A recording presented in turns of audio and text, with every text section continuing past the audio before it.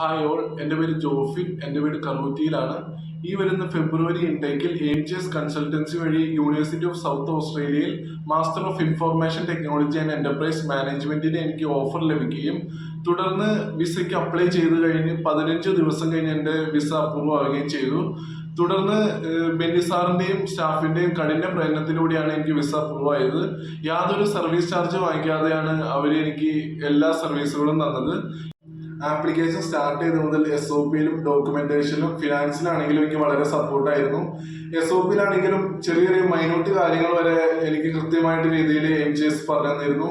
അതുകൂടാതെ എൻ്റെ 4 ഫ്രണ്ട്സിന് വേറെ ഏജൻസി ത്രൂ വിസയ്ക്ക് അപ്ലൈ ചെയ്തിരുന്നു. അവർക്ക് വിസ റിജക്ഷൻ വന്നു. അതുകൊണ്ട് തന്നെ ഞാൻ വളരെ ടെൻഷനിലായിരുന്നു. പക്ഷെ 15 ദിവസം കൊണ്ട് എൻ്റെ വിസ അപ്രൂവ് ആവുകയും ചെയ്തിരുന്നു. സോ ഇനി ആരെങ്കിലും എബ്രോഡ് പോകാൻ നോക്കുന്നുണ്ടെങ്കിൽ ഞാൻ തീർച്ചയായും AMGS റെക്കമെൻഡ് ചെയ്യുന്നു.